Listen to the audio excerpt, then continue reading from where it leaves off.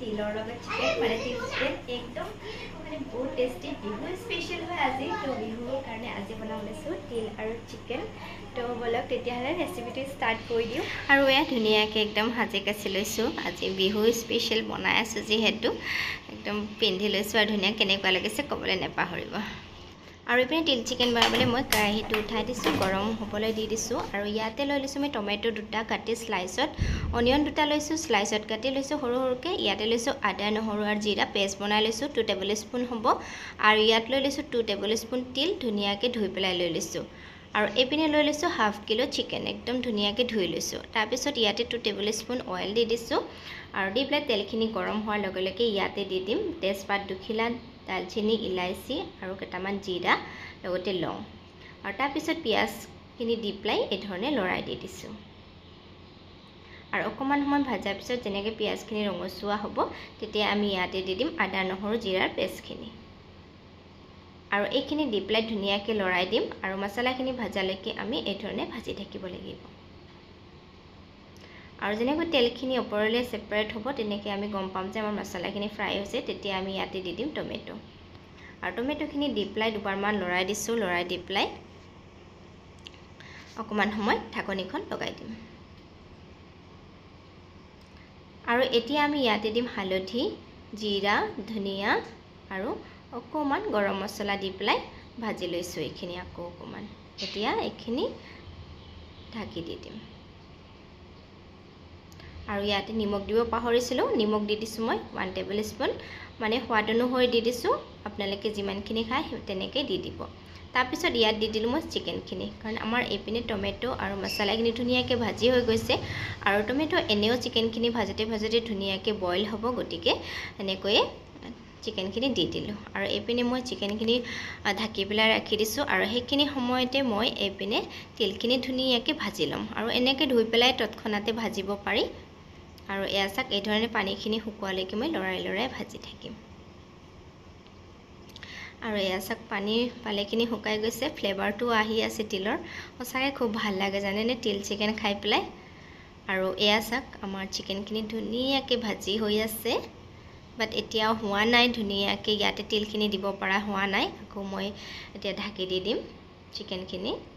আৰু ঢাকি পেলাই 2 মিনিটমান এনেকৈয়ে ৰাখিম আৰু এইপিনে চাক আমাৰ তিল ভাজি আছোঁ মই এতিয়ালৈকে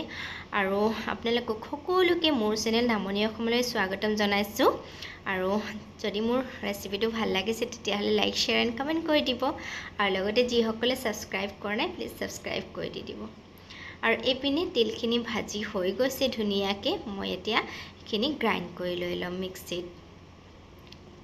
তো মিক্সিতে মই নুমাই থৈ দিছোঁ অকণমান ঠাণ্ডা হ'বলৈ দি দিম তাৰপিছত এইখিনি মিক্সিত পিচি ল'ম আৰু ঠাণ্ডা হোৱাৰ পিছত এয়া ইয়াতে মই এবাৰমান এনেকৈ ঘূৰাই দিছোঁ আৰু তৎক্ষণাতে ধুনীয়াকৈ তিলখিনি গুড়ি হৈ যাব আৰু এয়া চাওকচোন কি ধুনীয়াকৈ গুড়ি হৈ গৈছে তিলখিনি আৰু এইপিনে চিকেনটো এবাৰ চেক কৰি লওঁ বইল হৈছে নে নাই তো এইপিনে আমাৰ চিকেনখিনি ইমান ধুনীয়াকৈ কুক হোৱা নাই সেইকাৰণে মই আকৌ এবাৰ 2 মিনিটমানৰ কাৰণে ৰাখি দি দিছিলোঁ ঢাকনিখন লগাই আৰু এয়া চাক আমাৰ চিকেন ধুনীয়াকৈ 70% কুক হৈছে এইখিনি সময়তে আমি তিলখিনি দিব পাৰোঁ আৰু তিলখিনি দি পেলাই ধুনীয়াকৈ তিলৰ লগতে কমেও 5 মিনিটমান ফ্ৰাই কৰি ল'ব লাগিব তেতিয়াহে ধুনীয়াকৈ মানে তিলখিনি মানে ধুনীয়াকৈ ফ্লেভাৰটো আহিব আৰু চিকেনৰ মাজে মাজে ধুনীয়াকৈ সোমাই যাব তিলখিনি তো খাই খুব ভাল লাগে তেতিয়া তো এনেকৈ বনাবচোন আপোনালোকেও আৰু এই ধৰণে মই লৰাই দিছোঁ ধুনীয়াকৈ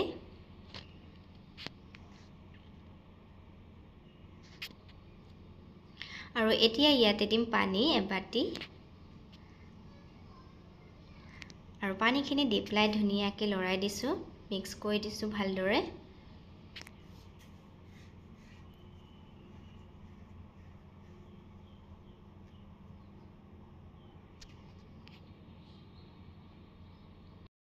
আৰু এতিয়া ইয়াতে এড কৰিম হাফ টি স্পুন চিকেন মছলা দি পেলাই মই ঢাকি দিছোঁ আৰু এনেও বেছিকৈ মছলা দি পেলাই খাই ভাল নালাগে সেইটো কাৰণে মছলা কম দি পেলাই বনাইছোঁ আৰু এনেকৈ বনালে খুব ভাল লাগে আৰু 10 মিনিটমানৰ কাৰণে মই ঢাকনিখন লগাই একদম ঢাকি দিছোঁ আৰু এয়া চাওকচোন কি ধুনীয়াকৈ বইল আহিছে আৰু এয়া দেখিছে নহয় ইমান ধুনীয়া কালাৰ আহিছে ন তিল চিকেনৰ খাবলৈ খুবেই টেষ্টি আৰু ইমানেই ধুনীয়া ফ্লেভাৰ আহিছে গোটেই ঘৰটো একদম মানে আমল মলাই গৈছে বুলি কয় যে সেই তেনেকৈ গোটেই ঘৰখনে মানে ইমান ধুনীয়া তিলৰ সুগন্ধ আহিছে গোটেই ঘৰত মানে ভোক লাগি গৈছে আৰু ইয়াতে মই ধনিয়া পাত দি দিছোঁ আৰু মই ইয়াতে জলকীয়া একো ইউজ কৰা নাই কাৰণ ঘৰত সৰু পোৱালি আছে খাবলৈ তাই কাৰণে উঠাই পেলাইহে মই ইয়াতে জলকীয়া মানে ৰেড চিলি পাউডাৰ ইউজ কৰিম বুলি ভাবিছোঁ তো সেয়া এইপিনে মই ৰেড চিলি পাউডাৰ দি দিছোঁ আৰু ৰেড চিলি পাউডাৰ দিয়াৰ পিছত ধুনীয়াকৈ লৰাই দিম আৰু লৰাই পেলাই মই এইখিনি 2 মিনিটমানৰ কাৰণে ঢাকি পেলাই ৰাখি দিম তেতিয়া ধুনীয়াকৈ ইয়াৰ জ্বলাখিনিও ধুনীয়াকৈ ওলাই আহিব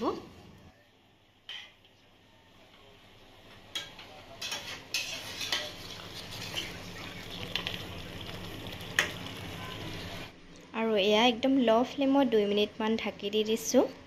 আৰু 2 মিনিট পাছত এয়া মই আপোনালোকক দেখাই দিছোঁ আমাৰ চিকেন একদম ধুনীয়াকৈ ৰেডি হৈ গৈছে এতিয়া সাৰ্ভ কৰিব পাৰোঁ আৰু এই ধৰণে বনাই খাবচোন খাবলৈ খুব ডিলিচিয়াছ হয় সঁচাকৈ বহুত টেষ্টি হয় চিকেনখিনি আৰু সেনেকৈ তিলৰ চিকেন বনাই যদি খোৱা নাই তেতিয়াহ'লে বনাই খাব আৰু মোক কমেণ্ট কৰি জনাব কেনে পালে আৰু সেয়া সাৰ্ভ কৰিছোঁ ইমান ধুনীয়া কালাৰ আহিছে দেখিছে নহয় মই ট্ৰাই কৰিছোঁ বনাবলৈ মাষ্টাৰ চেফ নয়নজ্যোতি ষ্টাইলৰ তিলৰ চিকেন তো আশা কৰিছোঁ আপোনালোকক ৰেচিপিটো ভাল লাগিব বুলি তো আজিলৈ আহিছোঁ আকৌ লগ পাম আন এটি ৰেচিপি এয়া তিল চিকেন বনালোঁ আজি বিহু স্পেচিয়েল